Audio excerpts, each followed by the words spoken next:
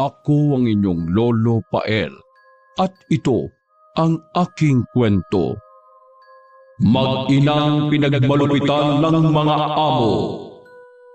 Pagdating ng mag-inang Olivia at Enrique sa bahay na magiging amo nila ay excited na excited ang binata. Matutupad na kasi ang pangarap niyang makapag-aral sa kolehiyo sapagkat ito ang pinangako ng mag-asawang talindog sa kanyang ina. Pagpindot ni Aling Olivia sa doorbell ay naghintay lang sila ng ilang segundo bago bumukas ang gate. Mula sa maliit na gate na yon ay iniluwa ang matabang ginang na medyo nangungulubot na ang balat. Magandang hapon po, Ma'am Rosemary. Magandang hapon po sa inyo. Kayo't ang mag-ina yan. Puti at maaga-aga kayong dumating. Pumasok na kayo dali. Sumunod kayo sa akin. Pakikandado na lang ang gate, ha? Natutuwa ang mag-ina na magkasunurang pumasok. Si Enrique na ang naglock ng gate bago patakbong sumunod sa kanyang ina na nakasunod naman sa kanilang amo. Pagkadaka ay huminto sila sa malaking sala at nang uupo na ang mag-ina ay pinigilan sila ni Ginang Rosemary. Huwag na kayong umupo. Sumunod na kayo sa akin. May ipagagawa ko sa iyo, Olivia. Ikaw naman anak. Enrique, dali mo na sa magiging kwarto nyo ang gamit nyo. Sige po. O siya, sige. Paspas na. Tara. Sumunod kaagad ang mag-ina sa kanilang amo nilang babae na naglakad papunta sa bandang kusina. Pagkatapos ay huminto sila sa tapat ng isang nilulumang pinto. Dito ang kwarto nyo. Kayo na ang bahalang mag-ayos dyan, ha? Olivia, ibigay mo na kay Enrique ang bag mo. Pagkabot nga ni Olivia ng bag sa kanyang anak, ay sabay na silang naglakad papunta sa likod ng bahay. Naiwan ang binatilyo sa tapat ng nilulumang pintuan, hawak ang dalawang malalaking bag. Nang mawala na sa paningin niya ang ina at amo, ay binuksan niya kaagad ang nasabing silid. Napatakip ilong siya matapos umalingasaw ang hindi kanais-nais na amoy mula sa loob nito. Parang bodega na to kung tutuusin. Puno ng mga lumang karton. Malikabok at mainit din na halatang hindi pa nalilinis. Napaungot ang binatilyo habang iginagala ang tingin sa palibot ng makalat at amoy kulog na silid. Matapos siyang mailapag sa sahig ang mga bag, ay saka siya napakamot ng ulo bago magsalita na parang kinakausap ang sarili. Dito talaga kami matutulog? Akala ko naman, linis na. Kami pa siguro paglilinisin. Ay, sa bagay, naiintindihan ko naman dahil matatandaan na yung amo namin ni nanay. Kaya wala na silang kakaya makapaglinis. Pero sana man lang may kutsyon pati electric pan. Iniwan niya muna ang dalawang bag saka lumabas ng silid dahil hindi na niya matiis ang init at ng kulob ng amoy. Hinanap niya ang daan papunta sa likod bahay hanggang sa marinig niya ang boses ng ina at ni Ginang Rosemary pati ang asawa nitong si Ginoong Dominic na doble ang taba sa kanya. Naka-wheelchair na nga lang ang Ginoo dahil medyo hirap na to sa paglalakad dala ng pagkaubis. Hindi siya lumabas at lumapit sa tatlo. Mula sa pintuan ng likod bahay ay nakinig lang siya sa usapan ng mas nakatatanda habang may kung ano silang sinusunog sa lumang steel drum na kinakalawag na rin. Ma'am, sir, matanong ko lang kung kaninong mga gamit tong pinasusunog niyo sa akin. Nagkatingin na mag-asawa bago tumugon ang matandang babae. Mga gamit yan nung pinalitan mo. Sinabi rin naman niya na sunugin na lang muna namin. Lumang-luma na rin at nakakaya kung ipamimigay ko naman sa iyo, di ba? Mas magandang bigyan kita ng bagong bili. Napangiti lang si Aling Olivia na biglang napatingin sa kanyang anak na nakatayo sa pintuan. Napatingin din tuloy doon ang mag-asawa. Nandiyan ka na pala, Enrique. Nakita mo na ba ang kwarto ninyo? Opo, medyo, Pagpasensya nyo na kung gano'n ang kwarto, ha? Hindi na kasi kami makapaglinis. Hindi rin naman namin akalain na hindi pala naglilinis ng kwarto yung si Linda. Napakababoy na talaga nakatulong yon. Dapat matagal na namin pinalayas eh. Tama ang Sir Dominic nyo. Kayo na ang bahala ng nanay mong maglinis doon, ha? Sige na, Olivia. Kami nang bahala rito sa pagsusunog. Maglinis na muna kayo ng kwarto nyo. Total, nakapag-order na ako ng hapunan kaya hindi ka na magluluto ngayong gabi. Tatawagin na lang kita kapag kakain na kami ng sir mo. Sige ma'am, salamat po. Salamat po. Maglilinis na kami ni nanay ng kwarto. Kagad na nagtungo ang mag-ina sa nasabing silid at nang makita nga to ni Aling Olivia ay hindi rin siya makapaniwala. Grabe naman yung dating katulong nila sir at ma'am. Biruin mo, natis niyang matulog sa ganito kabahong kwarto. Parang imposible rin naman na may matutulog dito, Nay. Mainit, walang electric fan, walang unan, saka pati kutsyon at kumot. Parang bodega naman to, Nay, na matagal nang hindi nabubuksan. Nakita ko yung kutsyon. Sinunog nila kanina. Siguro lahat ng ginamit ng tamad na Linda na yon, niliyaban na ng amo natin. Galit na galit sila anak. Sobrang tamad daw talaga tapos ang sabi ni Sir, ninakawan sila bago umalis yung si Linda eh. Napaismid na lang ang payat na binata habang inaayos sa mga karton para lumuwag ang space sa nasabing silid. Hindi talaga siya kumbinsido sa sinabi ng mga amo. Bagamat wala naman siyang pagdududa sa kabaitan ng mga to, dahil nung una pa lang silang makausap ni Ginang Rosemary ay nagbigay na kaagad ang kanilang amo ng mga pangangailangan nila. Ito pa nga ang nagpamasahe sa kanila papunta rito. Mainit nga rito. Hindi bale. Magre-request ako kina ma'am at sir ng electric pan. Inilabas lang nila yung gamit na electric pan dito ni Linda dahil wala namang tumatao. Hindi na umimik ang binatilyo. Naglinis na lang siya na naglinis hanggang sa kahit papaano ay lumuwag-luwag na ang silid at nawala na ang kulob na amoy kahit papaano. Pagsapit ng 6:30 ng gabi ay pinuntahan sila ni Ginang Rosemary at tinawag ang kanyang ina para maghanda ng hapunan para sa mag-asawa. Ganda na kami ng pagkain, Olivia. Tapos kumain na lang kayo mamaya kapag tapos na kami. Ayos lang ba, Enrique? Naku, wala pong problema, Ma'am Rosemary. Para matuloy ko na rin po yung paglilinis dito. Tama po ang anak ko, ma'am. Napakasipag sa bata. Kaya hindi ako nagkamali ng pag-aralin ka sa kolehiyo. Ay siya nga pala, mamaya, mga bandang 9:00, kakausapin ko kayong mag-ina para malaman ninyo mga dapat at hindi dapat gawin dito sa bahay. At least, maging aware kayong mag-ina. Medyo mainiti na kasi ang ulo ng asawa ko. Alam niya na kapag tumatanda, lalo na kapag naka-wheelchair na. Kaya, uunahan ko na kayo. Pagpasensya niyo na lang kung mapapagalitan kayo, ha? Ngumiti lang ang mag-ina, kaya nagpatuloy sa pagsasalita ang matandang babae. Siya, tara na, Olivia. Pag-alis ni Ginang Rosemary at Aling Olivia ay nagtuloy na sa paglilinis ang binata. Makalipas lang ng ilang minuto ay bumalik din ang kanyang ina para tumulong kay Ginoong Dominic sa pag-akyat ng hagdan. Habang nagliligpit ng pinagkainan si Aling Olivia, ay sinamahan na nga ni Enrique ang among lalaki paakyat sa silid nito na nasa 2nd palapag. Nang nandun na sila, ay napalingon siya sa silid na nasa pinakadulong bahagi ng bahay. Tila kasi may narinig siyang mahinang kaluskos mula roon. Dahilan na rin para saglit siyang matigilan.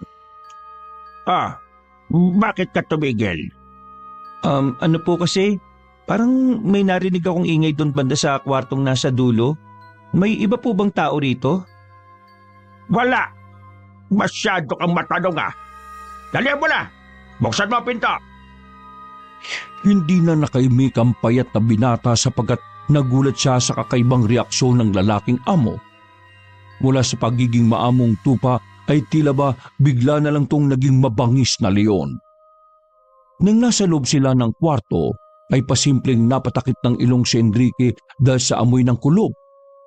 Medyo marumi rin ang nasabing silid na naintindihan niya naman kung bakit. Kaya napabulong na lang siya sa sarili. Hindi na siguro nakakapaglinis sila, ma'am at sir. Kaya ganito ang amoy at itsura ng kwarto. Sinamahan niya ang Ginoo hanggang sa makaupo ito sa kama na inayos niya muna saglit. Sir, gusto niyo po bang linisan ko muna tong kwarto? Pwede naman. Ikaw na munang bahala na maglinis. Medyo maamoy na rin kasi ang kwarto dahil hindi na kami nakakapaglinis ni Rose. Sige po, ako na pong bahala maglinis. Hindi pa man natatapos sa pagsasalita ang binata ay nadinig na naman niya ang mahinang kaluskos mula sa pinto ng nasa dulong silid. Nakabukas kasi ang pinto ng kwartong kinaroroonan nila, kaya naman dinig ang nasa labas. Tahimik na nagkatinginan ng dalawa bago muling nagtanong si Enrique. Hindi po kaya may kung anong hayop dun sa dulong kwarto, sir? Baka po pusa o daga. Mas maigi sigurong i-check ko na. Sinabi lang walang tao ron. Hindi ba ako naintindihan, ha? Sorry po, sir. Sige po, maglilinis na ako rito sa kwarto ninyo. Bumaba ka na ron. Kumain ka na. Po? Narinig mo sinabi ko, di ba? Lumabas ka na. Bumaba ka na at kumain kasabay ng nanay mo. Bilis! Sige po, sir. Pasensya na po kayo. Isara mo yung pinto. Paglabas at pagsara ni Enrique ng pinto ay muli siyang napatingin sa pinakadulong silid, pero wala na ang may hinang kaluskos na naririnig niya. Pagbaba ng kusina ay naabutan niya ang ina na nag-aayos na ng kakainin nilang dalawa, pero nandun pa rin si Ginang Rosemary. Buti at nandito ka na, Enrique. Bago kayo kumain at bago ako umakyat, sasabihin ko na mga dapat at hindi dapat gawin sa bahay na ito para magkakaintindihan tayo. Si Dominic at ako, uunahan ko na kayo. Dahil nagkakaedad na, medyo kung minsan pabago-bago ang mga mood. Habang nakaupo sa tapat ng hapagkainan, nakinig lang ang mag-ina sa sinasabi ng babae nilang amo. Una, maaga kaming nagigising ni Mister. Kung minsan, 5:00. Yun na ang pinakamaagang gising namin. Simula nang mawala si Linda, madalas hindi na kami nakakapag-almusal sa umaga. Panay-panay na lang kami kape. Kaya Olivia, sa umaga pa lang paggising namin, dapat may nakaredy ng agahan. Sige po, ma'am. Ang payo ko sa inyo, kapag tinawag kayo, dapat walang teka-teka, lalo na ang Sir Dominic nyo. Ayaw nun ng ganon, napatamad-tamad, katulad ng hayop na Linda na magnanakaw na yon. Tapos sa second floor, wag na wag nyong bubuksan yung pinakadulong kwarto. Nakita mo naman na siguro ang tinutukoy kong silid, Enrique. Opo, ma'am. Matanong ko lang po, ano po bang meron sa kwarto na yon? Bodega po ba? Kanina po kasi, ha? Hindi na naituloy ng binata ang pagsasalita sapagkat biglang nag-iba ang ekspresyon ng mukha ni Ginang Rosemary. Mula sa pagiging maamo ay bigla na lang tong sumeryoso at tila bumagsik, katulad na lang ng reaksyon kanina ni Ginoong Dominic. Basta kapag sinabing wag papasukin ang kwarto na yon, wag niyong papasukin. Maliwanag ba? Opo, ma'am. Pasensya na po kayo sa anak ko kung masyadong mausisa, ma'am. Huwag kayong lalapit sa pinto na yon. Dahil kapag nakita namin kayong mag-ina, magagalit kami sa inyo. Sabay na napatango ang mag-ina at pagkatapos noon, bigla namang ngumiti ang amo nilang babae. Nawirduhan ng mag-inang kasambahay sa inasal na yun ni Ginang Rosemary. May tanong pa ba kayo? Kung wala na aakyat na ako sa itaas. Sige na at kumain kayo dyan. Wala na po akong tanong. Maraming salamat po, ma'am. Maraming salamat rin po, ma'am. Pag-alis ni Ginang Rosemary ay tila nakahinga naman ng maluwag si Enrique. Pakiwari niya kasi kanina lalo na nag-iba ang hilatya ng mukha ng kanilang amo ay partong isang naging mabangis na hayop na handa silang sakmalin. Ang weird naman ang amo natin, Nay. Hoy, anak, manahimik ka. Baka marinig ka. Ay, siya nga pala. Olivia, pakikuha na nga pala muna yung electric fan sa kwarto para may magamit kayo. Inakyat kasi muna namin dahil wala ng tao ron sa bodega. Ibig ko sabihin, sa dating kwarto ni Linda, nagmukha ng bodega. Mutik pang mapasigaw si Aling Olivia dahil sa pagkagulat na biglang pagsulpot ng kanilang amo. Napaoo na lang siya kaagad at sumunod dito habang ang anak niyang binata ang naiwang mag-isa sa kusina. Habang kumakain ay iginala niyang tingin sa buong bahay at doon niya nga mas napagtanto na parabang may kakaiba sa bahay na kanilang amo. Sana magtagal kami ni nanay dito. Parang nagpapakita na kagad ng tunay na ugali yung mga amo namin Sana mali ang iniisip ko. Makalipas ang ilang minuto ay bumalik na nga ang kanyang nanay dala ang electric fan. Nilapag muna to ng babae saka nagpatuloy sa pagkain hanggang sa pareho na silang matapos magina. Nay, ilalagay ko po ba itong electric fan sa kwarto? Sige na. Maglilinis lang ako rito saglit sa kusina. Susunod na rin ako roon. Sabi nga pala ng amo natin, magtyaga muna tayo sa sahig ngayong matulog. Paglabas namin bukas o sa makalawa ibibili na raw tayo ng kutsyon, kumot at saka mga unan. Sige po, may karton pa naman doon. Buti, nilinisan ko sakto, may mahihigaan tayo. Hindi na nagsalita pa si Aling Olivia kaya nagdire-diretso na ang binata sa silid nilang mag-ina at nag-ayos ng kanilang tutulugan. Matapos makapaglatag ng karton at mabuksan ng electric fan, nahiga na siya at nakatulog din kaagad dahil sa pagod. Kinabukasan, magaan lang ang gawain ng mag-ina sa buong bahay kaya naman inaya sila na mag-asawa nilang amo na magpunta sa mall para bumili ng kutsyon, kumot at mga unan. Kinausap na rin ni Enrique ang mag-asawa tungkol sa pag-aaral nito at kung saan nila balak na mag-aral sa kolehiyo. Pero sa huli, sina Ginoong Dominic at Ginang Rosemary na rin ang nagsuggest ng paaralang papasukan niya at kursong kukunin niya. Hindi naman na tumanggi ang binatang payat dahil ang mga ito naman ang magpapaaral sa kanya. Gusto niya lang makatapos ng kolehiyo para naman mabigyan niya ng magandang buhay ang kanyang ina kapag nakakuha siya ng magandang trabaho. Sa mga lumipas pang araw, linggo at buwan, naging maayos pa naman ang pakikitungo ng kanilang mga amo sa kanila. May mga pagkakataon na nagbabago ang mood ng mag-asawa pero iniintindi yun ng mag-ina dahil ito naman ang bilin sa kanila. Habang tumatagal din sa bahay na yon, ay mas lalong naku-curious si Enrique sa silid na nasa dulo ng ikalawang palapag. Madalas pa rin kasi niyang naririnig ang mahihinang kaluskos sa nasabing silid.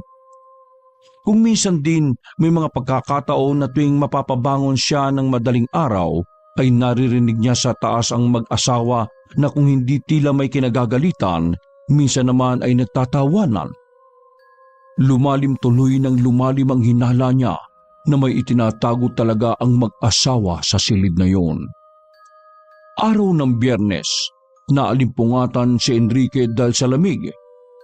Pagtingin niya ay hinatak pala ng kanyang nanay ang buong kumot. Napakamot tuloy siya ng ulo dahil doon. Tsaka bumangon at lumabas ng silid. Pagkagaling sa banyo ay napatingin siya sa orasan at nang mapansing mag-aalas 4 na pala na madaling araw ay babalik na sana siya sa silid nila ng ina. Pero bigla na lang sumagi sa utak niya ang tungkol sa kwartong nasa ikalawang palapag. Nagtaka kasi siya dahil ngayon ay parang tahimik at wala man lang siyang naririnig na kahit anong ingay mula sa itaas. Dahil doon ay naramdaman niya na lang ang sarili na naglalakad papunta sa itaas. Nang nakatayo na siya sa tapat ng nasabing silid ay tila bigla siyang natauhan. Anong ginagawa ko dito? Pababa na sana siya nang biglang bumukas ang pinto ng silid ng mga amo niya at nakita siyang nakatayo roon. Biglang tumalim ang mga mata ni na Ginoong Dominic at Ginang Rosemary pagkakita sa kanya na nasa tapat ng pinto ng ipinagbabawal na silid. Anong ginagawa mo dyan, ha? Hindi, sinabi ko na sa inyo na bawal dyan. Hindi pa man natatapos ng Ginang ang pagsasalita, ay mabilis na naglakad ang Ginoo na parabang hindi to hirap sa paglalakad. Hindi na rin nakapagpaliwanag pa si Enrique na biglang nawala ang antok matapos makitang galit na galit ang ekspresyon ng mukha ng kanyang mga amo. Bunyemas kang bata ka! Sumail ka! Sumail ka! Magkakasunod at malalakas na paghampas ang natamo ng payat na binata mula sa lalaki niyang amo. At kahit pinagsasalag niya ang mga kamay dahil sa payat niyang yun ay wala siyang nagawa. Nang tumama sa mukha niya ang kamaon ni Ginoong Dominic ay natumba siya sa sahig at nahilo. Bumangon pa siya at napahawak sa ilong matapos maramdaman ang pagtagas ng dugo dito. Pero kahit ganoon ay hindi pa rin tumigil si Ginoong Dominic na galit pa rin habang si Ginang Rosemary naman ay panay-panay din ng pagsigaw at pagmumura sa kanya. Nang tila magdidilim na ang paningin ng payat na binata, ay naaninag niya ang ina na nagulat din sa mga nangyari saka pumagitna sa kanila. Sir, ma'am, ano po nangyari? Bakit niyo po sinasaktan ng anak ko? At naman po, tutugo ang ilong niya. Tila nahimasmasan naman ang mag-asawa pagkakitang namumutla na si Enrique habang dumudugo ang ilong. Pero halata pa rin ang galit sa itsura ni Ginoong Dominic habang si Ginang Rosemary naman ay tila nabigla din sa mga pangyayari. Bakit hindi mo tanongin ang suwail mong anak, ha? Ano bang nangyari, Enrique? Hindi nakaimik si Enrique. Marahang tumagas ang luha niya dahil sa takot. Sa unang pagkakataon kasi ay nakaranas siya ng pananakit at ang masaklapan nito ay sa hindi niya kadugo. Ibaba mo na muna siya, Olivia. Kamutin mo ang ilong niya. Maganda ka na rin ng almusal. Sige na, ako nang bahala sa asawa ko. Hinatak na kaagad ng babaeng amo ang kanyang asawa pabalik sa kwarto habang ang mag-ina ay bumaba na rin sa kanilang silid. Ano ba kasing ginawa mo roon sa tapat ng kwarto na iyon, ha, anak? Tingnan mo tuloy ang nangyari sa iyo. Kasing pumasok diyan sa kokote mo. Sorry po, Nay. Sa susunod, pag-isipan mo ang mga kinikilos mo, ha? Kung gusto mong makapagtapos ng pag-aaral, anak, sundin mo ang mga amo natin. Hindi na sumagot pa ang payat na binatilyo pero marami siyang gustong sabihin na sinarili na lang niya. Matagal na kasi siyang kinukutuban na merong tao sa loob ng kwartong yon dahil nga sa palagi siyang may naririnig lalo na kapag madaling araw. Hindi siya sigurado kung alam to ng kanyang nanay o hindi, pero malakas talaga ang kutob niya na may kakaibang sikreto ang kanilang amo. Dito ka muna at huwag kang lalabas hanggat hindi ko sinasabi. Baka mamaya kapag nakita ka ron ni Sir Dominic uminit na naman ang ulo nun. Sige po, Nay. Sorry po talaga. Hindi na po mauulit. Sige na, matulog ka na muna. Total wala naman tayo masyadong gagawin ngayong araw. Hahatiran na lang muna kita ng almusal rito. Tapos mamaya tatawagin kita kapag maglalaban na, ha? Para may katulong ako. Opo, Nay. Salamat po. Paglabas ng kanyang nanay ay umidlip na nga muna si Enrique at nagising lang matapos siyang maramdamang bumukas ang pinto. Akala niya ay si Aling Olivia ang pumasok kaya humarap siya sa pinto. Pero nang makitang si Ginoong Dominic ay pinanayuan siya ng balahibo dahil sa takot. Lumayo ka nga dyan, bilisan ka! Natatarantang tumayo si Enrique at lumapit sa among lalaki. Nasaktan ka ba? Ano pakiramdam mo? Okay naman na po ang pakiramdam ko, sir. Pasensya na po pala kaninang madaling araw. Hindi naman po ako pumasok nun sa pinagbabawal na kwarto. Halika dito. Pagkalapit ng binatang payat ay hinawakan siya ng among lalaki sa magkabilang balikat at pagkadaka ay hinimas-himas yun bago magsalita. Pagpasensyaan mo na rin ang mga ginawa ko kanina. Pagkatapos sabihin niyo ng Ginoo, ay biglang tumalim ang mukha nito at tila nanlisik na naman ang tingin kaya mas lalong kinabahan si Enrique. Sinubukan niyang tumanggal sa pagkakakapit ng amo pero bigla na lang yung humikpit na para siyang pinipiga. Pagpasensyaan mo na rin ang ginawa ko kanina. Dahil kulang pa yun. Sir, tama na po, sir. Nasasaktan na po ako. Dahil suwail kang bata. Asahan mong parusa na gagawin ko sa'yo. At kapag nakita pa kitang lumapit o umakyat lang sa taas, dalawa kayo ng nanay mong pobre ang tatamaan sa akin. Naintindihan ba? Opo, sir. Tama na po. Aray! Bago pa humiyaw sa sakit ang binata ay tinanggal na ng matabang Ginoo ang mahigpit na pagkakapisil niya sa magkabilang balikat ng payat na binata. Kagad lumabas ng silid si Ginoong Dominic at nang mawala na ito sa paningin ni Enrique ay napaluhan na lang ang binatilyo ng tahimik habang hinihimas-himas ang magkabilang balikat na tila na lamog. Dahil sa pangyayari ay tila nag-iba na ang trato ni na Ginoong Dominic at Ginang Rosemary sa mag-ina. Tila ba nanlamig na ang pakikitungo ng mag-asawa lalo na kay Enrique. May mga pagkakataon din na madalas na nakikita ng binatilyo kung paanong bulyaw-bulyuan ng kanyang ina pero wala naman siyang magawa kundi magbulag-bulagan at magbingi-bingihan na lang. Araw ng linggo, 9:30 ng gabi, kung saan pinaka-day off na talaga dapat ni Aling Olivia. Tuwing Sabado naman ang day off ni Enrique. Katatapos lang maghapunan na mag-ina ng mula sa ikalawang panapag, ay pasigaw na nagsalita si Ginang Rosemary. Olivia! Olivia! Bakit ka nga dito sa kwarto? Pagpapamasahe kami mag-asawa. Bilisan lang ha!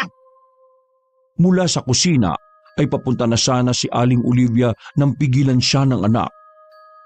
Nay, day off niyo po ngayon. Sabihin niyo po sa mga amo natin. Para namang umaabuso naman yata sila, Nay. Hayaan mo na, nak. Ngayon lang naman yan. At hinahinaan mo yung boses mo, baka marinig ka. Itotoo naman po sinasabi ko, Nay. Hindi bale. Sa susunod kapag day off ko, sasabihan ko sila sir at ma'am. Dali-dali nang umakyat sa ikalawang palapag si Aling Olivia habang ang binata ay naglilinis na ng mga pinagkainan nila sa kusina. Natapos na niya ang lahat ng gawain sa kusina. Nakapagbaba na rin siya ng mga sinampay at nakapag-ayos ng higaan nila sa kwarto pero hindi pa rin bumababa ang kanyang ina. Ang tagal naman ni nanay. Grabe namang masahe yun. Ipinikit na niya ang mga mata hanggang sa makatulog siya ng mahimbing. Pagkadilat ng mga mata ay eksaktong 12:00 na ng hating gabi. Pero wala pa rin ang kanyang nanay kaya lumabas na siya ng silid. Pagdating sa kusina ay naabutan niya si Aling Olivia na nakaupo sa tabi ng dining table. Nagulat pa nga siya dahil hindi niya napansin ang ina roon. Nakapatay kasi ang ilaw sa kusina. Nay, anong ginagawa niyo dyan? Bakit nakapatay ang ilaw? Bubuksak mo lang saglit ha. Huwag mo buksan, nak. Hayaan mo lang. Bakit ganyan ang boses niyo, Nay? Umiyak ba kayo? Halika na. Matulog na tayo. Bilisan mo dyan. Naglakad na si Aling Olivia pabalik sa silid nila habang naiwan naman doon si Enrique na takang-taka sa ganoong kilos ng kanyang ina. Matapos uminom ng tubig at umihi ay bumalik na rin ang binatilyo. Kakausapin pa sana niya ang ina pero nakatalukbong na to ng kumot at halatang tulog na. Naiga na rin siya at natulog kahit ang totoo ay napapaisip pa rin siya sa kakaibang ikinikilos ng kanyang nanay. Kinabukasan, nagising si Enrique dahil sa sigawan sa kusina. Nang ibabaw ang boses ni Ginoong Dominic na tila kinagagalitan ng kanyang nanay, kaya lumabas kagad siya ng kwarto. Hayop ka talaga. Sinabi ko naman sa'yo kagabi pa, di ba? Ayaw ko ng ganitong almusal ngayon. Hindi ka ba nakakaintindi? Ano? Mas ulyani ka pa kaysa sa akin?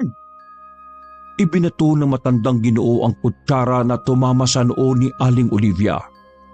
Dahil doon ay lumapit si Enrique at hinarang ang ina. Sir, wag naman po kayo mamamato. Hindi na naituloy ng payat na binata ang pagsasalita sapagkat hinawi na ni Ginoong Dominic ang lahat ng pagkain sa mesa, dahilan para mahulog ito at mabasag ang mga plato, baso at mangkok. Sa unang pagkakataon ay nakaramdam na matinding takot ang mag-ina, lalo na nang makita nilang namumula ng husto ang mukha ng amo nilang lalaki. Kitang-kita sa tingin nitong tila mangangain kung gaano katindi ang galit na nararamdaman nito para sa kanila.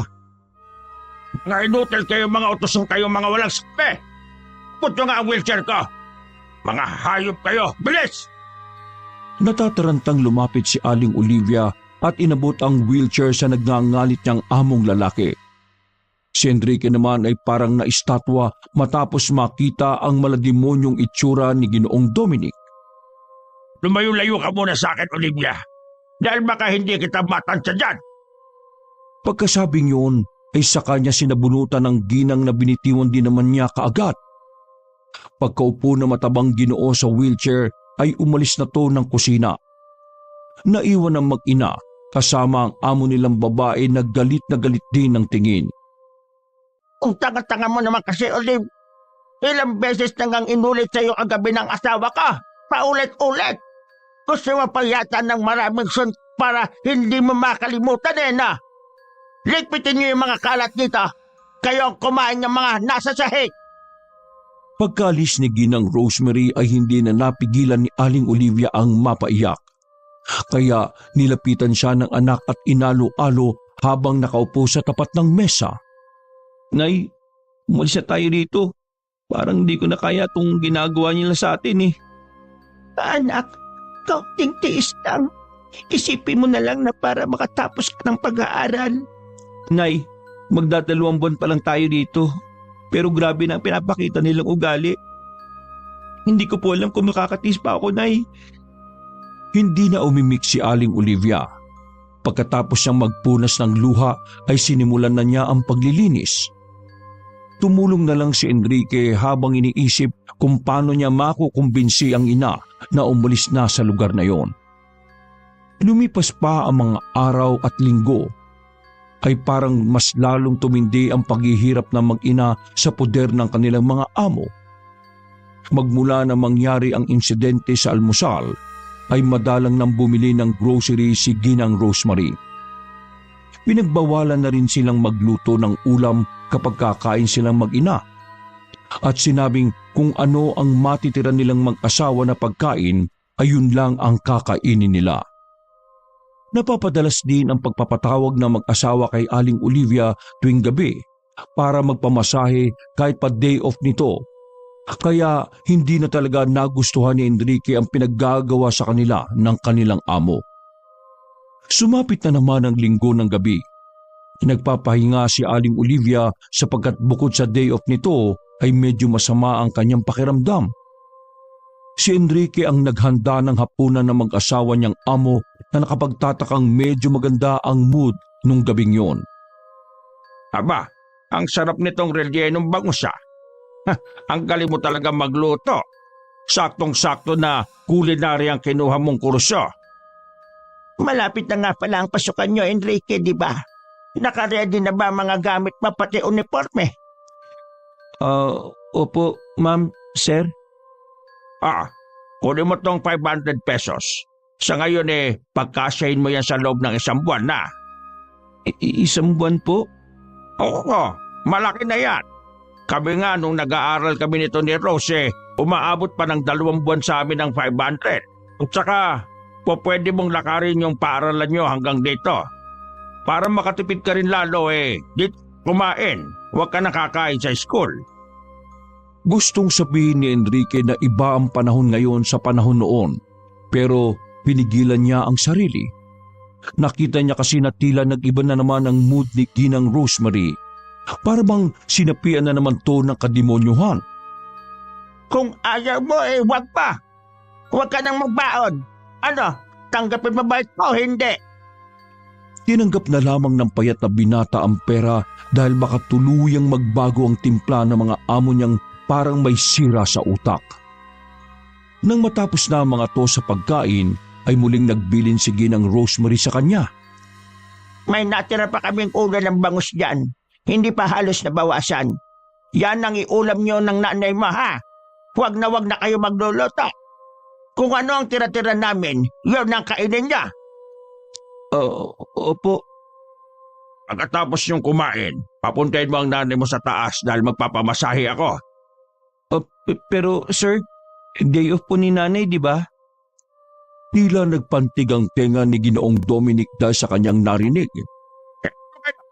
Wala naman siyang ginagawa, di ba? Kaya imbis na matulog lang siya maghapon, magmasahe na lang siya sa amin ng asawa ko. Medyo masama po kasi ang pakiramdam ni nanay eh. Kahapon pa po. O kung gusto niyo, ako na lang po. Sir, ma'am. Bilisan mong maghugas. Kapag nainip ako, pupunta ako ang nanay mo at papatayuin ko kahit masama ang pakiramdam niya. Habang pinagmamasdan ng mga amo ay napapakuyom na lang ng kamay si Enrique dahil sa pagpipigil. Sa isip niya ay maraming ulit na niyang pinagmumura ang mga amo. Kaya habang naguhugas ay kitang-kita ang sama ng loob ng kanyang muka. Galit na galit siya habang hawak-hawak ang sponge at tanging nasa isip na lang ng binatilyo ay makalis sila sa lugar na yon. Pagkatapos maghugas ay sinilip niya muna ang ina sa kasaglit na pinakain at pinainom ng gamot. Nay, maiwan ko muna kayo saglit ha. Kasi pinapakit ako nila sir at ma'am eh. Dahil magmamasahe raw ako sa kanila. Sinabi ko kasing masama ang pakiramdam niyo. Kaya ako na lang ang... Natigilan na si Enrique sa pagsasalita sapagkat maigpit siyang hinawakan sa kamay ng inang naka-long sleeves. Halata sa paginginig ng kamay nito na tila ba natatakot sa kung ano. Bakit po, Nay? Ako na anak, dumito ka na lang. Hindi po pwede. Nay, kaya kayo nagkakasakit eh. Masyado niyo pinupuwersa ang sarili niyo. Dumito na po muna kayo, please naman. Iniwan na kagad niya ang ina dahil narinig na nila ang pasigaw na pagtawag ni Ginang Rosemary. Pagdating niya sa kwarto ng mag-asawa ay nakaiga na si Ginoong Dominic sa sahig na nilatagan lang ng makapal na kumot. Akala ko yung nanay mo na yung hahatakin ko rito eh. Ang tagal-tagal mo. Huwag ka nang tumunganga dyan. Imasahe mo na siya. Gusto ng asawa ko yung tinatapakan siya sa likod para may pressure. Siguraduhin mo lang na malinis ang paa mo, ha?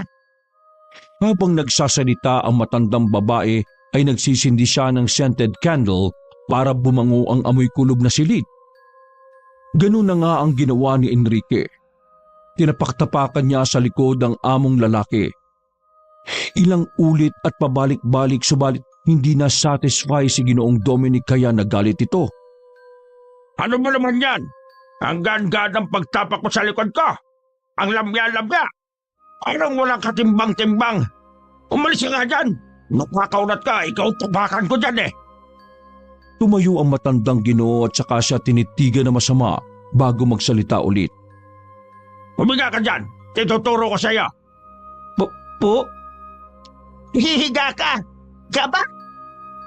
Nagulat si Enrique dahil biglang piningot ng matandang babae ang kaliwa niyang tenga na para na tong matatanggal sa sobrang pagkakahatak. Pagkatapos ay itinulak siya ng among lalaki dahilan para matumba siya sa nakalatag na kumot. Magumot-tumad ka. Ipapakita ko sa iyo ang tamang pagmamasahe. Bilisan mo na! Sa takot ng binatilyo ay natataranta siyang nagtanggal ng damit sa kapumwesto ng pahiga. Sabi ko maghumot-humad ka, di ba? Di ka ba? Ito yatang mapingot ulit sa kabilang tank eh.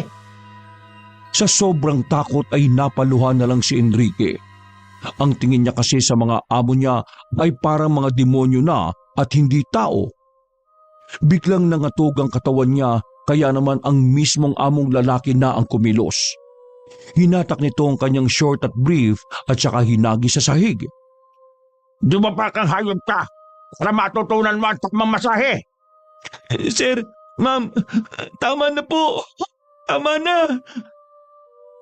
Sinubukan niyang tumayo at tumakbo palabas, pero sa laki ng kamay ni Ginoong Dominic ay nahatak kagad siya nito at malakas na naibalibag ng padapa sa makapal na kumot.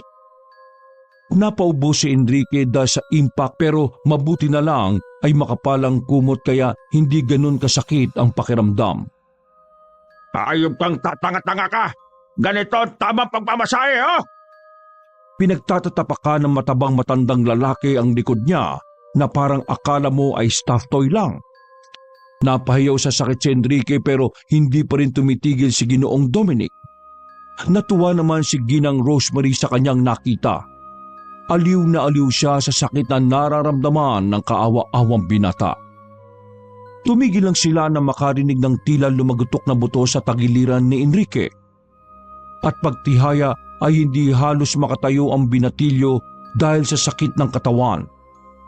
Parang nabalian siya ng buto sa tagiliran.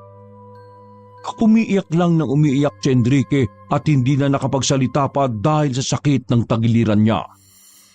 Pero hindi pa rin natapos ang lahat dahil nakita niyang kinuha ni Ginang Rosemary ang scented candle saka lumapit sa kanya. Lingkisin mo nga saglit ang kamay at paa nitong gago na ito. Ganoon na nga ang ginawa ni Ginoong Dominic sa walang kalaban-laban na si Enrique na pumapalaho na lang sa paghingi ng tulong. Nang hindi na siya makaporma ay pinataka ng demonyang babae ang ari niya dahilan para lalo magkakakawag sa sakit ang kaawa-awang binata. Tama na po, sir, ma'am. Mga punyemas kayo, ang sakit. Anong sabi pa? Minumura mo kami, ha? May ang nagpapaaral sa iyo. Pinasusweldo namin ang nanay ba? Pinapakain namin kayo tapos mumurahin mo lang kami. Itong sa'yo! Makailang beses na pinataka ng matandang babae ang bibig ni Enrique hanggang sa magmakaawa na lang siya sa mga ito. Nang masatisfy na ang mag-asawa, ay pinakawalan na nila at pinagbihis ang binatilyong iika-ika dahil sa pilay na natamo nito sa tagiliran at dahil na rin sa pagkakalamog ng katawan. Kapag narinig kong magsumbong ka kahit kanino, nanay mo ang mas malilintikan. Bilisan mo at lumabas ka na ng kwarto. Naalibadbaran ako sa pagmumukha niyo ng nanay mo. Ito, kahit naman magsumbong yan, sino maniniwala? Mga sampid lang naman yan. Saka malalaman din namin. May kamag-anak kaming pulis. Subukan mo lang talaga, Enrique. Yari kayo sa amin ng nanay mo. Pagbaba ng hagdan ni Enrique ay natutop na lang niya ang bibig habang umiiyak dahil sa matinding pang-aabusong natanggap mula sa mga among alagad yata ni Satanas. Nang nasa kusina na siya ay naabutan niya ang ina na nakaupo sa tapat ng dining table habang naghihintay sa kanya. Pagkakita niya sa nanay niya ay sa kanya lang naunawaan na kaya pala lagi itong naka-long sleeve at ngayon ay sumama ang pakiramdam. Marahil ay ganoon din o mas higit pa ang ginawa ng kanilang mga amo kay Aling Olivia. Nay, umuwi na po tayo.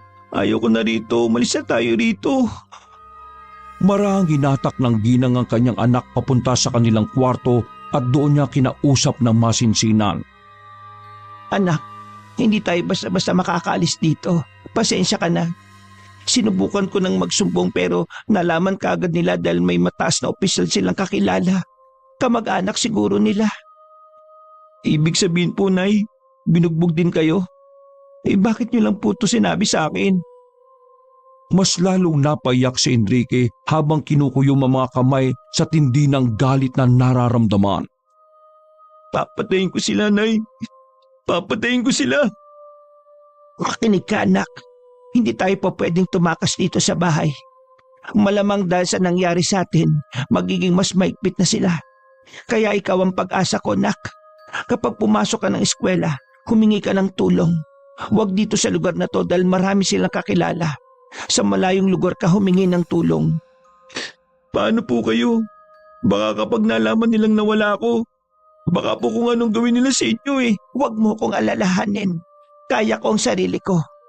Ikaw, kailangan mo makahingi kaagad ng tulong para mailigtas mo kami ni Linda.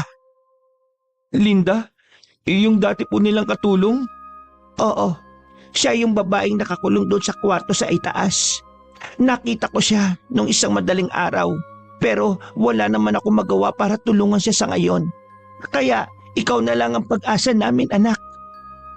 Marami pang pagpaplanong napag-usapan ang mag-ina, pero pinili na lang muna nilang magpahinga dahil sa parehong masama ang kanilang pakiramdam. Kinabukasan, pagkagising ni Enrique ay mataas ang kanyang lagnat dahil sa pilay na natamo. Bukod sa masakit na katawan ay namamagari ng tagiliran niya, kaya naman hirap siyang makatayo. Wala pa sana siyang planong bumangon, kaya lang bigla niyang narinig ang malakas na pagsigaw ng nanay niya mula sa likod ng bahay. Kaya kahit nahihirapan ay tiniis niya ang sakit na nararamdaman hanggang sa marating niya ang likuran ng bahay kung saan naabutan niyang sinasabunutan ni Ginang Rosemary ang kanyang ina. May hawak pang gunting ang matandang babae at inuunti-unti na nitong gupitin ang buhok ni Aling Olivia. Anong ginagawa niyo sa nanay ko, ma'am? Tama na po yan.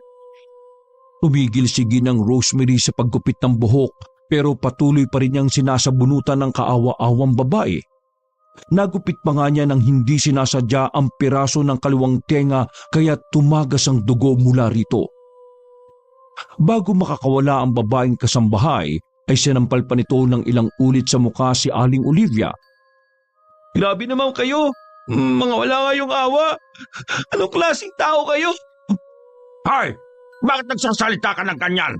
Wala kang kagalang-galang na suwail kang bata!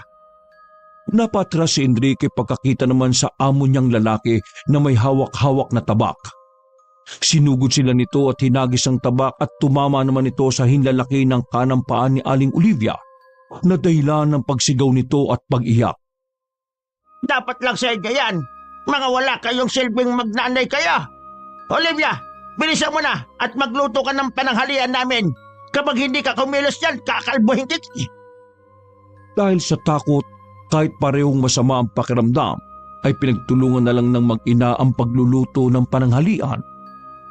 Habang naguhugas ng sinaing si Aling Olivia, pagkaangat niya ng long sleeves ay tumambad sa paningin ng kanyang anak ang iilang pasa sa kanyang kamay at braso. Hindi na umimik si Enrique, pero kitang-kita sa mukha niya ang matinding galit para sa mga amo nilang grabe kong magmalupit. Mabilis na lumipas ang oras. Nang matapos ng kumain ng kanilang mga amo, ay nag-usap silang mag-ina sa kwarto habang ginagamot ang mga sugat ni Aling Olivia. Nay, hindi ko na mahintay ang pasukan. Kailangan na natin makalis talaga rito. Baka bago pa dumating ang pasukan mapatay na tayo ng dalawang yan. Sige anak, pero makakaya mo bang tumakas? Mainit ka, masama pa ang pakiramdam mo. 2 po tayong aalis, Nay. Umiling-iling lang si Aling Olivia at pagkadaka ay hinimas niya ang anak sa ulo. Pinag-usapan na natin yan, di ba? Kailangan natin iligtas si Linda. Hindi rin naman maatim ng konsensya ko kung may iwan natin siya rito, nak. Huwag ka mag-alala. Matitiis ko ang lahat hanggang sa makabalik ka. Dala ang tulong. Pero Nay, baka kung anong gawin nila sa inyo kapag nalaman nilang tumakas ako. Huwag ka mag-alala. Promise, nak. Hihintayin kita. Buhay kitang hihintayin kasama si Linda. Lahat tayo makakalaya sa impyerno na to. Kaya dapat makahingi ka kagad ng tulong pagka nakaalis ka na rito. Tutulman sa desisyon ng ina, pero wala nang nagawa si Enrique kundi sumunod dito. Pagsapit ng gabi, nang ipatawag na si Aling Olivia sa silid ng kanyang mga amo para magmasahe at para bugbugin, ay sinamantala na nga ni Enrique ang pagkakataong yun. Tumakas siya sa bahay ng mga amo. Dahil matarik ang bakod at puno ng mga matutulis, ay piniling dumaan ni Enrique sa maliit na kanal. Tinis niya ang mabahong amoy, mga daga at ipis. Makatakas lang siya sa impyernong bahay na yon. At dahil sa payat lang siya, mabilis naman siyang nakalabas ng kanal. Yun nga lang ay iika-ika siya dahil sa pilay. Mabuti na lang din at kahit papaano ay uminom siya ng gamot sa lagnat at pain reliever kanina bago tumakas. Pasado 10:10 ng hating gabi, ligtas na nakalabas ng village ang Binatilyo. Sinikap niya ng sinikap na tumakbo hanggang sa makalayo sa lugar na yun. Hindi siya huminto sa police station na nakita niya dahil ayon kay Aling Olivia, sa lugar na yon ay may mga kamag-anak ang malulupit nilang amo. Nang nasa bayan na, ay sinubukan pumara ni Enrique sa jeep pero wala namang humihinto sa kanya dahil sa itsura niyang basa at nangingitim ang katawan dahil sa kanal. Bukod doon ay umaalingasaw din ang amoy ng imburnal. Para lang makalayo ng tuluyan sa lugar na yon, ay naglakad-lakad pa siya hanggang sa merong makitang nagpapatrol na mga kapulisan. Oras na rin kasi ng curfew. Kailangan ko makapagtago. Baka isa dyan ang kamag-anak ng mga amo namin. Kaagad niyang tinahak ang kakahuyan na nasa gilid ng daan. At dahil sa mataas ang damo at maraming puno, hindi na malaya ni Enrique na paslide pala ang bahaging yon. Dumausos siya at nagpagulong-gulong pababa. Huminto lang siya na makahawak siya sa isang malaking bato. Isinandal niya rin doon ang sarili at nang tatayo na siya ay nanakita naman ang kanyang tagiliran. Nakaramdam din siya na matinding panghihina hanggang sa umikot na ang kanyang paningin. Sinubukan niya pang maglakad kahit mahilo-hilo na at sobrang sakit ng katawan. Kaya lang ay tuluyan siyang bumagsak. Meron siyang narinig na tila ba yabag ng tao kasabay ng tila kung sino mang humahawi-hawi sa mga talahib. Nang idako niya ang paningin sa madilim na paligid ay meron siyang naaninag na anino. Pinilit pa niyang idilat ang nagdidilim na mga mata hanggang sa maramdaman niyang merong humawak sa kanyang buhok. Marahan niyang inaangat ang ulo hanggang sa malabo niyang makita ang nasabing tao na humahawak sa kanyang buhok. Dahil sa nagdidilim na nga ang paningin at sobrang sama na ng pakiramdam, kaya naman hindi na rin niya kinilala kung sino ang taong yun. Nay, ililigtas kita, Nay. Matulog ka muna ng mahimbing. Nay, tumakas ka na. Tara na, Nay. Ililigtas natin siya. Huwag ka mag-alala. Pagkatapos siyang marinig yun, ay tuluyan na siyang nawalan ng malay tao. Nagising na lang siya matapos masilaw mula sa liwanag ng sikat ng araw. Saglit niyang iniharang ang mga kamay sa mukha at ang mapagtantong nakaiga siya sa isang papag ay pinilit niyang bumangon kahit masakit ang tagiliran. Humiga ka na lang muna dyan. Sabihin mo sa akin kung anong kailangan mo. Ako na kukuha o gagawa. Pagtingin ni Enrique sa pintuan ng silid na kinaroroonan niya, ay doon niya nakita ang isang matangkad at maitim na lalaki. Nagtaka siya at inalala ang mga nangyari kagabi habang tumatakas siya sa bahay ng malupit nilang amo. Si nanay ko, kailangan ng tulong ng nanay ko. Maraming salamat po, sir, sa pagtulong mo sa akin pero kailangan ko nang umalis. Si nanay, kailangan kong tulungan. Kailangan ko siyang iligtas. Paano mo naman iniligtas ang nanay mo sa ganyang itsura mo? Natigilan din si Enrique at napatingin sa kanyang kalagayan. Pagkatapos noon ay bigla siyang nanlumo dahil alam niya sa sarili na wala siyang magagawa sa ganoong katayuan. Kaya sabi ko sa iyo, humiga ka muna at magpahinga. Pero ang nanay ko, Huwag kang mag-alala. Tutulungan kita. Talagang sinadyang pagtagpuin ang landas natin para matulungan ko kayo ng nanay mo.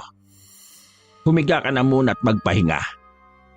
Nagpunas ng muka ang payat na binata saka sinunod ang sinabi ng estranghero. Habang nakatingin siya sa kisame ay hindi pa rin maalis sa isip niya ang ina. Baka kasi minamaltrato na si Aling Olivia ng malulupit nilang amo. Nilingon niya ang matangkad at maitim na lalaki. Saka nag-aalangan na nagtanong dito. Kuya, Helberto. Tawagin mo na lang akong Kuya Helberto. ako naman po si Enrique. Oo, Kuya Hilberto, mapagkakatiwalaan ko po ba kayo? Oo naman. Kagaya nga na sinabi ko kanina. Sinadyang pagtagpuin ang landas natin para matulungan ko kayo ng nanay mo. Paano nyo naman po maliligtas si nanay? Natatakot ako dahil baka mamaya minamaltrato na siya ng mga amo namin na yun eh. Lalo na ngayon, malamang po alam na nilang tumakas ako. Pakiusap po Kuya Hilberto, tulungan niyo po ang nanay ko, pati yung isa pang kasambay na naiwan sa bahay ng malulupit kong amo. Ikwento mo sa akin ang lahat at ipinapangako ko sa iyo. Maliligtas natin ang nanay mo. Lumapit ang Ginoo sa nakahigang binatilyo at matapos mapalunok ng laway ay ikinuwento nga ni Enrique ang lahat-lahat kay Ginoong Hilberto. Habang nakikinig ay kitang-kita ng payat na binatilyo ang galit sa mga mata ng kanyang kausap. Sa huli ay napayak na lang si Enrique bago matapos ang pagkukwento. Dahil sa mga naikwento mo, Enrique, mas lalo akong nakakasiguro na sinadya ng tadhana ang pagtatagpo nating to. Paniwalaan mo ko, maililigtas natin ang nanay mo, kaya matulog ka ng mahimbing. Bago matapos ang araw na to, nasisiguro ko sa iyong magbabayad ng mga nanakit sa inyo ng nanay mo. Maraming salamat po Kuya Hilberto. Huwag po kayo mag-alala. Kapag nailigtas si nanay, gagawa ko ng paraan para makabayad ako sa inyo. Huwag kang mag-alala.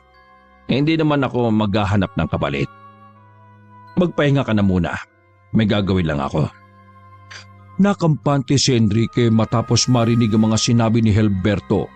Kaya nakatulog nga siya ng mahimbing at nagising lang nang marinig ang malakas na huni ng uwak mula sa labas ng tinutuluyan niyang bahay.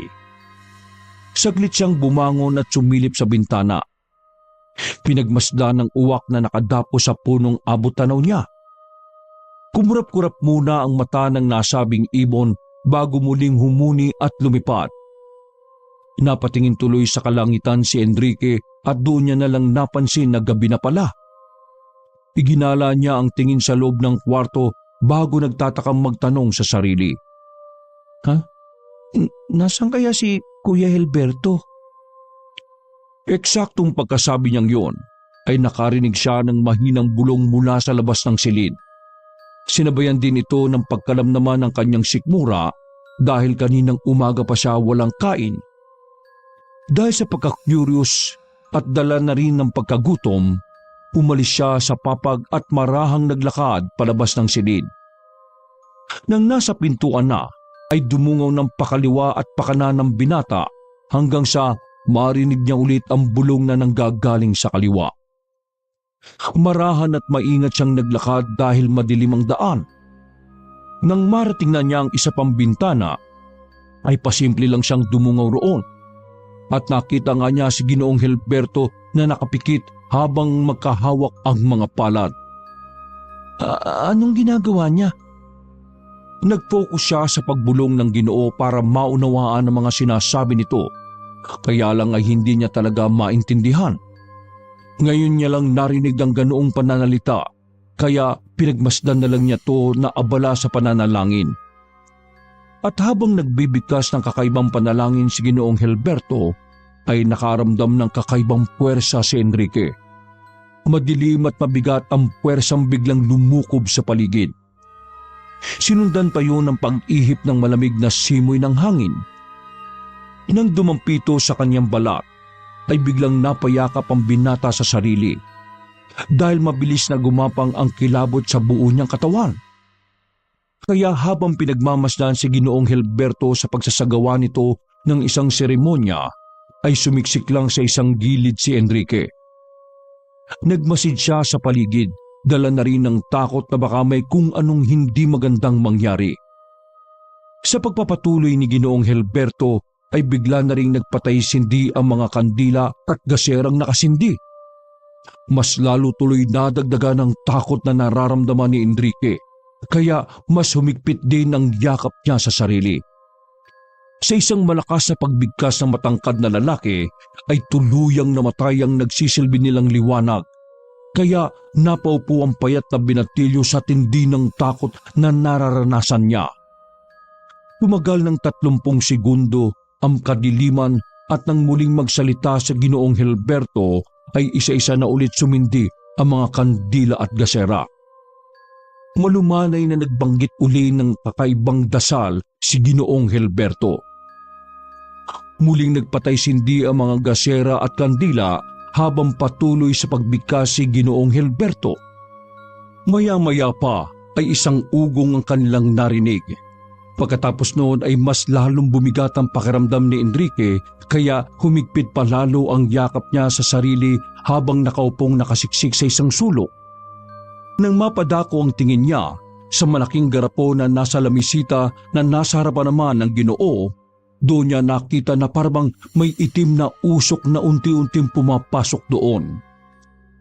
Kinutukan niya talaga ng tingin ng malaking garapon hanggang sa ang usok ay unti-unting kumorte ng isang klase ng insekto na noon lang din niya nakita. Ano yan? Dahil doon ay napabaling ng tingin sa kanya si Ginoong Helberto at napangiti. Bakit ka nakasiksik dyan na parang bata, Enrique? Tumayo ka dyan at lumapit dito. Nagkaalangan man ay sinunod pa rin ng binatilyo ang sinabi ng kanyang kausap. Paglapit niya sa matangkad na Ginoo ay muli naman yung nagsalita at ipinaliwanag sa kanya ang kung anong nasa loob ng garapon. Enrique, may kakayahan akong mambarang at itong ginagawa ko ngayon ay isang paraan ng pambabarang. Nakakita mo ba ang mga nasa loob ng garapon na yan? Pagmasdan mong maigi. Kinakabahan man ay pinagmasdan nga niyang mabuti ang laman ng garapon. Nang makita niya nakakaibang insekto ang mga naroon, ay bigla siyang nangilabot at bahagyang napatras. Kakaiba kasi ang itsura ng laman ng garapon. Pare rin silang mga boses ng tao na naghahagik-hikan. Ano pong klaseng insekto yan, Kuya Alberto? Hindi yan mga insekto, pero wala namang problema na tawagin silang insekto. Kung yun ang gusto mong itawag. Mga masasamang espiritu yan na naipong ko sa garapon at uutusan para mailigtas ang nanay mo mula ron sa malulupit niyang amo. Paano niyo po gagawin yun? Hindi po ba mapapahamak ang nanay ko? Huwag ka mag-alala. Sinisiguro kong hindi mapapahamak ang nanay mo. Ito ang kakayahan ng mga mambabarang.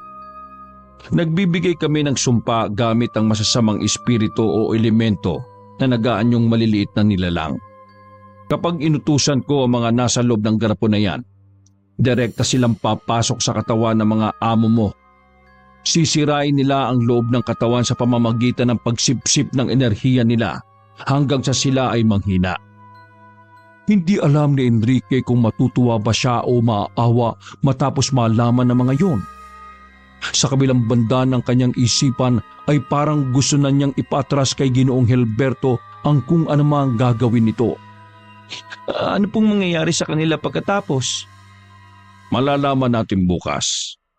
Bumalik ka muna sa pwesto mo kanina at pagmasdan mo ang gagawin ko. Pagkatango ng payat na binatilyo ay dali-dali siyang bumalik sa sulok at pinagmasdan ang sunod na gagawin ng lalaking mambabarang. Muli siyang bumigkas ng kakaibang mga salita. Matapos ang banggitin ng pangalan ni na Ginoong Dominic at Ginang Rosemary, ay unti-unti nang naglaho ang mga maliliit na nilalang na nasa loob ng malaking garapon. Namilog ang mga mata ni Enrique matapos yung masaksihan habang si Ginoong Helberto naman ay sinenyasya na siyang lumapit. Pagsikat ng araw, sasamahan kitang pumunta sa bahay ng mga amo mo at kukunin natin ang nanay mo. Maraming salamat po talaga sa inyo, Kuya Helberto. Hindi ko na po talaga alam ang gagawin ko kung wala ang tulong nyo. Pero sigurado po ba kayong tayong dalawa lang ang pupunta? Paano kung hindi nila ibigay si nanay?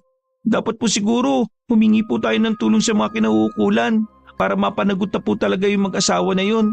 Dahil sa pagpamalupit nila sa amin ni nanay, pati kay Ate Linda. Hindi ba sinabi mo na kanina sa kwento mo na maraming kakilala o kamag-anak na may pwesto ang mga amo nyo? Kung hihingi tayo ng tulong sa iba, baka mapahamak lang kayo, lalo na ang nanay mo. Huwag ka mag-alala. Ako nang nagsasabi sa iyo, siguradong sigurado ako, Enrique, sa oras na makita nila tayo at kapag sinabi kong kukunin na natin ang mga kasama mo roon, hindi sila makakatanggi. Talaga po? Oo, Kaya kumain ka na muna at matulog na mahimbing. Huwag mong alalahanin ang lahat dahil hindi ako bumabali ng pangako. Maraming salamat po talaga, Kuya Hilberto. Lumuwag ang paghinga ni Enrique dahil sa mga sinabi ng Ginoo sa kanya. Pinanghawakan niya talaga ang mga yun kaya pagkatapos kumain ay natulog na siya kaagad. Sa unang pagkakataon, magmula nang makatakas sa poder ng mapagmalupit nilang amo ay nakatulog din ang matiwasayang binatilyo na walang daladalang alalahanin. Kinabukasan, dahil na rin sa sobrang pagka-excite ni Enrique, ay pasikat pa lang ang araw, gising na siya. Naabutan pa nga niyang tila nag-oorasyon na naman ang lalaking mambabarang. Makalipas lang ang ilang minuto, pagkatapos ng panalangin ni Ginoong Hilberto ay inaya na niyang mag-almusar si Enrique. Pagkatapos ay naganda na silang pareho papunta sa bahay ng mag-asawang Dominic at Rosemary. Nung una nga ay nag-aalangan pa ang payat na binata sapagkat natatakot siya. Mabuti na lang ay muling pinalakas ni Ginoong Hilberto ang loob niya. Nang nasa tapat na sila ng bahay ay biglang nangatog ang tuhod niya. Naalala kasi ni Enrique mga trauma na naidulot sa kanya ng malupit na mag-asawa. Ang matinding pang-aabuso na ginawa ng mga yun sa kanilang mag-ina at maging kay Linda. Lahat yun ay paulit-ulit na naglaro sa utak niya kaya bigla siyang napaluha ng hindi namamalayan. Huwag ka mag-alala, magiging ayos din ang lahat. Kinakabahan po ako eh. Pagkasabing yun ay kaagad pinindot ng matangkad na lalaki ang doorbell. Medyo matagal pero pagbukas ng gate ay tumambad kaagad sa paningin nilang dalawa si Ginang Rosemary. Pagkakita ng ginang kay Enrique ay biglang namula ang mukha nito sa galit at napasalita ng malakas. Walang yakang bata ka! Ang kapal ng mukha mong tumakas! Pumasok ka rito! Hahatakin niya sana si Enrique nang biglang nagtago sa likuran ng lalaking mambabarang. Huwag mo nang ituloy kung anong binabalak mo, nanay. Nandito kami para sunduin si Aling Olivia, pati ang isa pang kasambahay na minaltrato mo. Sino ka naman at anong pinagsasabi mo? Kung ano-ano sigurong pinagkukwento sa iyo ng batang payat na yan, ana? Naniniwala ka ba sa batang yan? Magnanakaw yan! Tumakas yan dito para manakawan kami! Pos, yung nanay niya, binalak akong patayin! Tama na po kayo sa kasinungalingan niyo, Ma'am Rosemary. Ilabas yun na po ang nanay ko, pati si Ate Linda. Walang Linda rito! At ang nanay mo, hindi ko na rin alam kung saan pumunta. Hinanap ka nun, hindi pa siya bumabalik hanggang ngayon. Kapag hindi ka tumigil sa kasinungalingan mo, nanay, mamamatay kayo ng asawa mo bago lumubog ang araw. Kapal ng mukha mong lalaki ka! Hindi kita kilala at huwag mo akong pagbabanta-bantaan. Hindi mo kilala ang pamilya ko. Sumusumbong kita sa pamangking kong sarhento. Nakikita mo ba yung mga pula-pula sa balat mo? Doon lang napansin ng ginang na marami na siyang pula-pulang butlig sa buong katawan. Habang pinagmamasdan ng mga yun ay nagpatuloy sa pagsasalaysay si Ginoong Hilberto. Inutusan ko mga masasamang espiritu na pasukin ang katawan niyong mag-asawa at sirain. Kapag hindi kayo nagbago, binibigyan kita ng tsansa na magbago Pero kapag hindi mo yung ginawa, sinisiguro kong mamamatay kayong mag-asawa bago lumubog ang araw. Walang hiya ka talaga, ha? Bago pa matapos ng ginang ang pagsasalita, ay nakarinig na sila ng sigaw mula kay Ginoong Dominic. Pagkatapos noon ay nakita nila itong tumatakbo papunta sa kinaroroonan nila. Halata sa itsura ng Ginoo ang matinding takot at katulad ng kanyang asawa ay puno na rin ang katawan niya ng mga pulang butlig. Rose! May insektong gumagapang sa tiyan ko! Nararamdaman ko! May mga insekto sa loob ng katawan ko! Nakita ko kanina! May lumabas sa mata at ilong ko! Pati tenga! Hindi na naituloy ng Ginoo ang pagsasalita sapagkat bigla na lang bumulwak sa bibig niya ang sandamakmak na insekto. Matapos makita ni Ginang Rosemary ang pagsuka ng kanyang asawa, ay bigla siyang nahintakutan at napatingin kay Hilberto na nakangiti habang pinagmamasdan sila. Si Enrique naman ay natakot at nagulat din sa mga nasaksihan. Anong ginawa mo sa amin ng asawa ka? Natigilan na ang ginang dahil unti-unti na rin niyang nararamdaman na merong gumagalaw sa loob ng kanyang katawan. Bigla rin siyang nangiti ng husto habang ang asawa niya ay patuloy sa pagsuka ng mga itim na insekto. Kapag hindi nyo ibinalik si Aling Olivia at Linda, sinisiguro kong hindi na kayo sisikatan pa ng araw. Dahil doon ay wala nang nagawa ang mag-asawa kundi tumupad sa usapan. Itinuro nila kung nasaan ang mga kasambahay na kaagad pinuntahan ni Enrique sa ipinagbabawal na silid. Nay!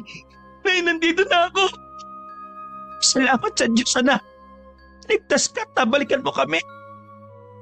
Pagkakita niya sa ina na punong-puno ng pasa ang muka, ay napaiyak siya habang niyayakap to na mahigpit. Naawa siya ng husto para sa ina.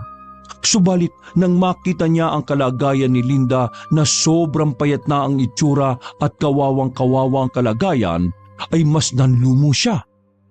Parang nawala na rin kasi to sa katinuan. Ligtas silang nakaalis sa lugar na yon dahil sa tulong ni Ginoong Hilberto. At katulad ng napagkasunduan, inalis nga na mambabarang ang sumpang iginawad niya sa malupit na mag-asawa. Hinatid silang tatlo sa isang ahensya na tumutulong sa mga naabuso at sa kabutihang palad ay napanagot ang mag-asawang Dominic at Rosemary.